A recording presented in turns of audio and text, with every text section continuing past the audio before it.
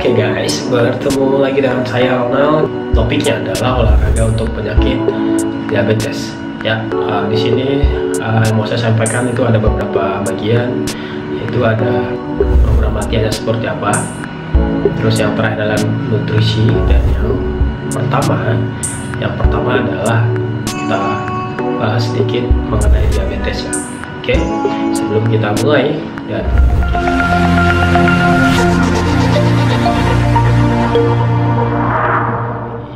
Diabetes itu adalah kelainan metabolisme yang kompleks. Maksudnya yang kompleks itu adalah berbagai hal yang bisa menyebabkan metabolisme yang terganggu. Itu bisa masalah dari insulinnya, atau bisa juga masalah metabolisme dari karbohidrat dan protein dan lemaknya.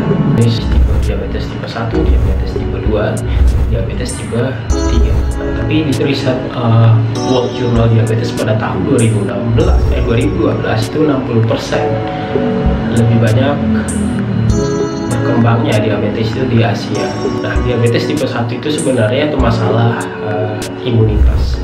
Kalau diabetes tipe 2 ini bermasalah dengan insulinnya, diakibatkan oleh faktor gaya hidup juga, seperti minum alkohol, merokok, dan lain sebagainya. Turunan juga atau gen keluarga yang diabetes ini sangat hati-hati, karena dampak negatifnya kalau memang sudah terlalu berat atau terlalu akut, diabetes tipe 2 ini akan sangat berbahaya, yaitu bisa mengakibatkan masalah-masalah kesehatan lainnya seperti bisa buta ya, dan bisa masalah dengan ereksi juga. Dan informasi ini supaya bisa membantu kalian semuanya sedikit pemahamannya, karena di sini saya akan menjelaskan sesuai dengan apa yang saya tahu ya. Tentu nanti bagaimanapun di lapangannya tetap kalian harus berkonsultasi sama dokter kalian. Oke, kalau diabetes tipe 3 itu nggak terlalu saya bahas ya.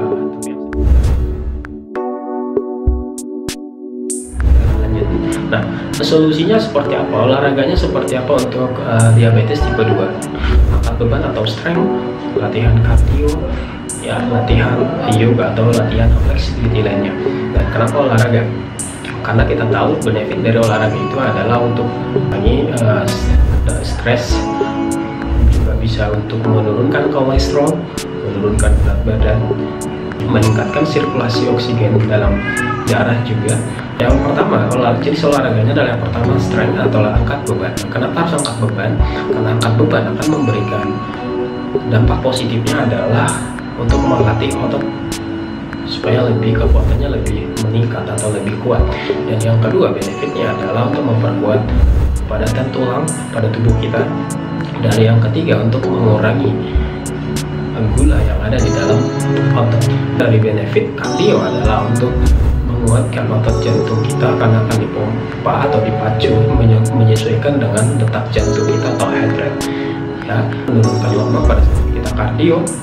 Benefit dari yoga adalah untuk melatih flexibility otot yang ada di dalam tubuh kita itu. Nah, penting jangan sampai lupa bagi penderita diabetes, hati-hati, selalu konsultasikan ke dokter Anda apapun aktivitas olahraga yang Anda lakukan.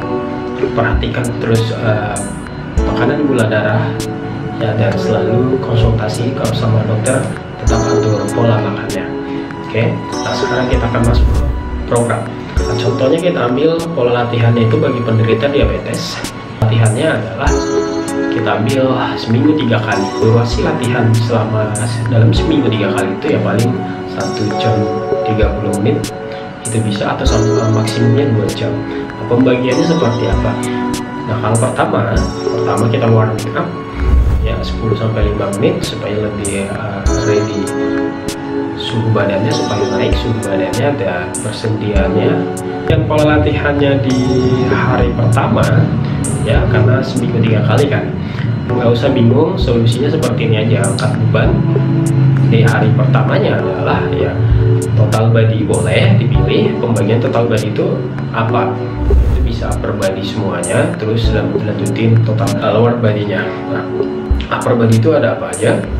Ada dada atau chest, ada shoulder, ada bagian back atau punggung, nah itu upper body-nya ya. Terus lanjut, habis dari situ kita latih otot pahanya. Kita bisa latihan squat atau leg press atau lunges atau deadlift ya.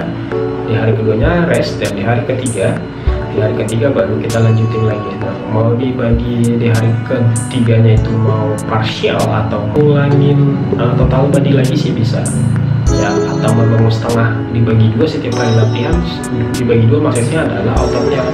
Contohnya mau latihan back sama bahu, nah itu bisa, terserah sih, bebas. Nah, kalian udah habis latihan angkat beban, baru masuk kita latihan kardio ya. Kita latihan kardio.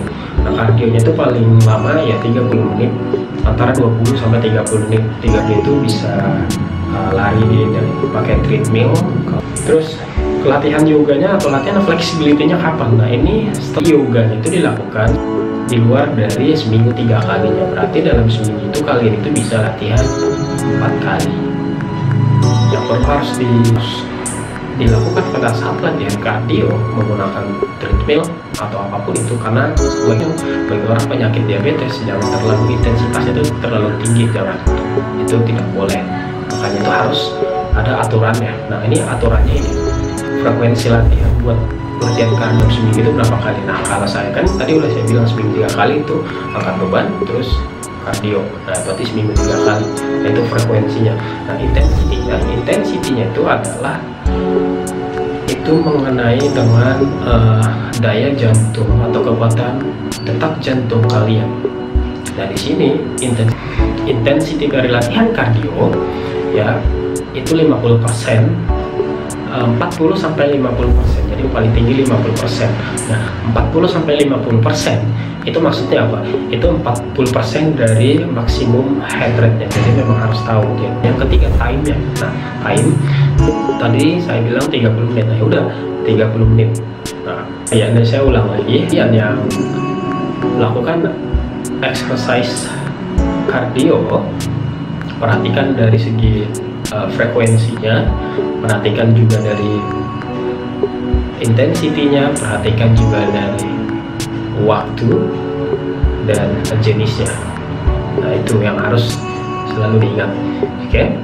Oke, kita akan masuk ke nutrisi. Nah, nutrisi itu apa? Nutrisi itu adalah gizi atau gizi makanan yang kita konsumsi. Nah, di sini nutrisi terbagi dua, ada nutrisi makro, ada nutrisi mikro. Nah, yang pertama nutrisi makro adalah terbagi 3, yaitu protein, karbohidrat, dan lemak.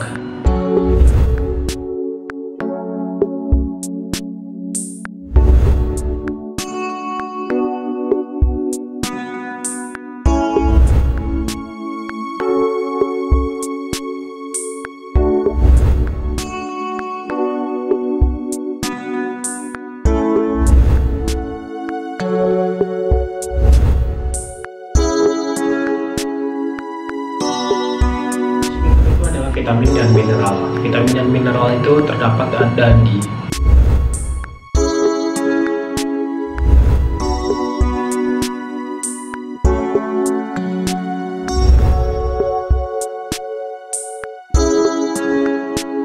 lagi adalah jumlah kalorinya. Jadi bagi kalian yang memang penderita diabetes, berapa kalori yang dibutuhkan badannya secara keseluruhan, supaya nggak berlebihan kalori masuk lagi ke dalam tubuh. Karena kalau terlalu banyak berlebihan masuk ke dalam tubuh, itu nanti akan meningkatkan gula atau glukosanya juga. Jadi memang harus tahu berapa yang dibutuhkan badannya. Nah, aku udah tahu jumlah kalorinya. Nah, itu secara penyajiannya juga harus dipilih. Contoh penyajian itu adalah memasaknya itu seperti apa, apakah mau dibakar, dikukus, di steam, digoreng. Nah, kalau boleh jangan terlalu sering menggunakan digoreng ya, lebih bagus itu di steam atau juga dibakar. Tapi hati-hati jangan sampai ikut arangnya pada saat kalian membakar, misalkan kayak daging. Udah tahu penyajiannya, lanjut lagi ke waktu atau timing pada saat makannya. Jadi harus tahu mau dibagi berapa. Biar paling normalnya kan tiga kali, pagi, siang, dan malam. Dimengerti begini nih, contohnya total daily energi yang dibutuhkan badannya misalkan 1200. 1200 itu kan nggak mungkin sekaligus makan, bisa dibagi mulai dari sarapan pagi, makan siang, makan malam. Nah, baiklah, semoga bermanfaat dengan topik saya ini, dan saya akan